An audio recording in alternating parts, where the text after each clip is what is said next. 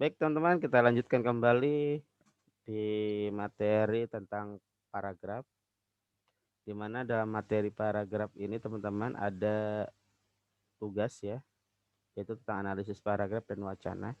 Di sini di slide pertama dan slide kedua adalah naskahnya teman-teman. Ini adalah wacana yang nanti teman-teman silakan analisis. Wacana ini berjudul dampak penggunaan rokok ya, tentunya sebenarnya teman-teman sudah mengerjakan tempo dulu ya di analisis diksi. Namun itu sudah saya cut teman-teman dengan nilai yang sudah ada, jadi tidak bisa diubah lagi. Walaupun ini sebenarnya ada perbaikannya di sini. Kemudian tugas teman-teman adalah menganalisis ya, menganalisis yaitu untuk menentukan jenis-jenis paragraf, tentukan kalimat utamanya dan pola pengembangannya. Jadi ada 3 pekerjaan. Di mana 3 pengerjaan ini cukup dimuat dalam satu tabel. Yaitu di sini ada judul wacana, judulnya tadi apa, dampak penggunaan rokok, kemudian paragrafnya tulis sini paragraf 1 misalnya, paragraf 1, paragraf 2, paragraf 3, paragraf saja tulis, gak usah ditulis kalimat-kalimatnya. Kemudian cek paragraf 1 ini wacananya apa nih, jenis paragrafnya apa nih, jenis paragrafnya apa gitu ya. Kemudian eh, kemudian letak kalimat topiknya ada di mana, awal, tengah, akhir, gitu ya. Kalau jenis paragraf itu paragraf deskripsi, narasi, argumentasi, eksposisi atau persuasi. Kemudian letak kalimat topik ini ada di awal atau deduktif, di akhir induktif, di awal dan akhir deduktif, induktif. Pola pengembangannya macam-macam, ada pola pengembangan apa, ada sebab akibat, ada alamiah, ada definisi dan sebagainya. Nah, tentunya teman-teman ini semua petunjukinnya ada di materi paragraf. Nah, poin B-nya di sini diminta membuat karangan. Ini abaikan dulu teman-teman poin B, kalian fokus ke tugas A dulu ya. Sekali lagi saya tekankan, saya ingatkan teman-teman kerjakan di bagian poin A dulu. Poin B nanti next atau berikutnya. Kemudian teman-teman, jenis paragraf ada tugasnya yaitu jenis paragraf, letak kalimat topik dan pola pengembangan paragraf. Saya jelaskan masing-masing dari tersebut melalui materi paragraf dan wacana.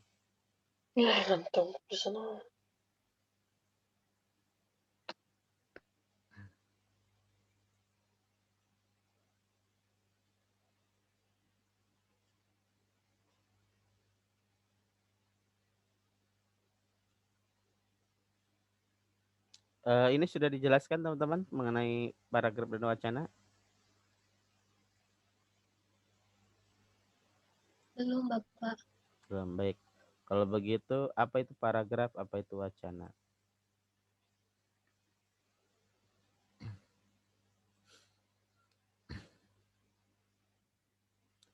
Paragraf dan wacana itu berbeda ya teman-teman, di mana paragraf itu adalah kumpulan kalimat. Jadi kumpulan kalimat yang membentuk suatu gagasan berdasarkan sistematis. Jadi kumpulan kalimat itu dikumpulkan minimal 4 paragraf sudah membentuk satu minimal 4 kalimat sudah membentuk satu paragraf. Namun jika wacana itu adalah kumpulan dari paragrafnya gitu. Jadi kumpulan kalimat disebut paragraf, kumpulan paragraf disebut dengan wacana. Kumpulan huruf disebut dengan kata. Nah, gitu tuh analoginya seperti itu. Kumpulan huruf disebut dengan kata, kumpulan kata disebut kalimat, kumpulan kalimat disebut paragraf, kumpulan paragraf disebut dengan wacana. Kemudian kita fokus ke paragraf terlebih dahulu. Teman-teman, tadi ada penentuan jenis paragraf. Untuk teori lainnya teman-teman silakan baca ya. Ini fungsi paragrafnya dan kegunaan paragrafnya. Ini syarat-syarat paragraf. Ada 3 syarat-syarat paragraf, ada kesatuan, koherensi, dan kelengkapan. Kesatuan itu satu paragraf hanya boleh satu gagasan pokok. Jadi kalau satu paragraf sudah bicara tentang guru-guru saja, tidak boleh bicara tentang yang lain. Kalau kalian menjelaskan tentang rumah sakit, definisi rumah sakit, kalian tidak boleh menjelaskan macam-macam rumah sakit. Jadi harus satu gagasan. Kalau berbicara mengenai tentang mahasiswa, cukup mahasiswa, tidak boleh bicara tukang beca, tukang daging atau selebihnya. Fokus kepada mahasiswa. Kalau koherensi menandakan kepaduan. Jadi kepaduan antara kalimat satu dan kalimat lain saya sampaikan tadi minimal terdapat 4 kalimat membentuk paragraf itu. Jadi kalimat satu dan kalimat 2, 3, dan 4 dan seterusnya itu semua saling berkesinambungan, memiliki koherensi kepaduan. Bisa melalui kata yang diulang, artinya kata yang diulang itu merupakan kata yang terdapat di kalimat sebelumnya. Seperti contoh, Indonesia merupakan negara yang berkembang di salah satu Asia Tenggara. Indonesia bla bla bla bla bla. Nah, kata Indonesia diulang kembali padahal di kalimat satu tersebut sudah ada kata Indonesia. Nah, ini disebut dengan kalimat pokok yang diulang. Atau yang kedua melalui konjungsi. Contoh misalnya gini. Indonesia bla bla bla bla bla bla bla bla bla, dan di kalimat terakhir dengan demikian gitu. Atau ada kata sedangkan, itu juga buat menyambung antar kalimat juga bisa seperti itu. Ketiga adalah kelengkapan. Kelengkapan itu tentunya terdapat kalimat utama dan kalimat penjelas. Nah, tadi ada pertanyaan letak kalimat topik. Di mana saja? Bisa di awal, akhir paragraf. Nah, letak kalimat topik itu ada di awal disebut dengan deduktif, di akhir namanya induktif, di awal dan akhir disebut dengan deduktif induktif, atau tidak ada kalimat utamanya. Kalau paragraf deduktif itu adanya di awal kalimat, di kalimat nomor 1. Jika itu ada 4 kalimat, berarti di nomor 1. Paragraf induktif ada di akhir. Jika itu ada 4 kalimat, maka ada di nomor 4. Ya. Induktif, jika itu deduktif induktif, jika itu 4 kalimat, berarti ada di 3, ada di 1 dan 4. Kalau tanpa kalimat topik ini, maka dia menyebar. Contoh, Udin bangun pagi, sarapan dengan bubur ayam, kemudian Udin pergi ke sekolah. Udin belajar dengan rajin di sekolah. Selepas siang, Udin pulang ke rumah dan tidur siang. Titik. Nah, di sini tidak ada kalimat utamanya, tetapi menyebar ke seluruh paragraf, menyebar ke seluruh kalimat. Hingga akhirnya disebutlah sebagai tanpa kalimat pokok. Nah, kata kuncinya teman-teman, jika itu di awal paragraf, berarti di kalimat satu nih, biasanya berupa fakta. Misalnya, Bandung memiliki Trans Bandung yang sangat super cepat misalnya. Nah, ini merupakan pernyataan tapi berupa fakta gitu. Memang benar gak tuh Bandung punya Transjakarta? Jika itu benar, memiliki Trans Bandung gitu ya. Jika memang ini benar, maka ini merupakan kalimat utama gitu. Atau berbentuk definitif adalah yaitu merupakan ialah disebut atau gini. Indonesia merupakan negara bla bla bla bla. Nah, itu merupakan kalimat utama. Jadi sudah ada kata adalah.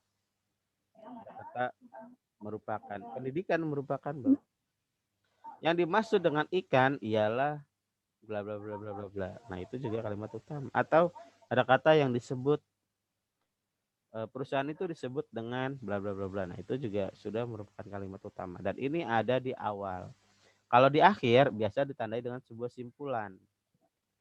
Jadi simpulan itu biasanya memberikan sebuah akhir penanda.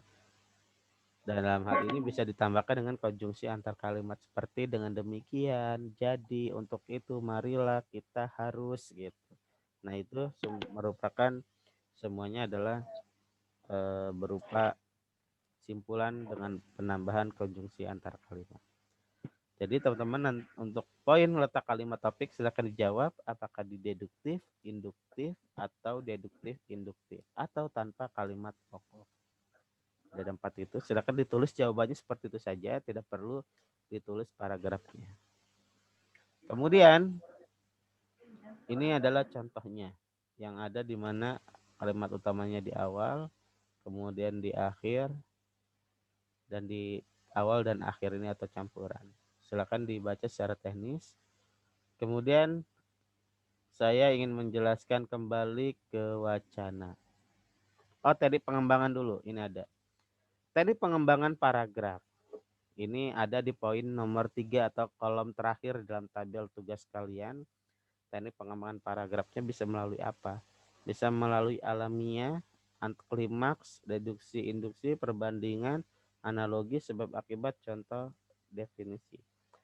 Alamiah itu teman-teman ada misalnya urutan ruang atau urutan waktu. Misalnya rapat ini diadakan di UMB, di kelas ini, di ruangan ini, di ini. Nah, itu semua berbicara tentang ruang. Berarti ruang ini merupakan teknik pengembangannya adalah alamiah.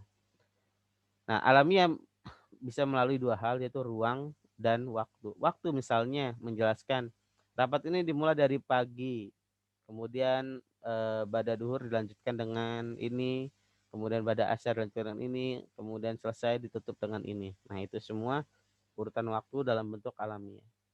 Kalau klimaks dengan anti klimaks, intinya adalah adanya konflik. Ada konflik yang tegang, kemudian ada penyelesaiannya. Udin tertangkap polisi disebabkan karena dia terbukti mencuri suatu barang, hingga akhirnya si Udin dipenjara selama 15 bulan misalnya. Nah, itu sebuah klimaks atau klimaks. Deduksi dan induksi, di mana deduksi ini adalah pengembangan gagasannya secara umum kemudian ke khusus. Misalnya Bandung memiliki berbagai macam transportasi. Transportasinya bla bla bla bla bla bla bla bla. Nah, hingga akhirnya di akhirnya transportasi yang ada di Bandung tersebut berupa Trans Bandung dan bla bla bla bla. Nah, berarti yang tadinya umum transportasi. Assalamualaikum Pak, mohon maaf ini kebetulan om saya meninggal dunia. Saya harus mengantarkannya ke pemakaman Pak, mohon izin. Innalillahi wa inna ilaihi raji'un. Monggo silakan.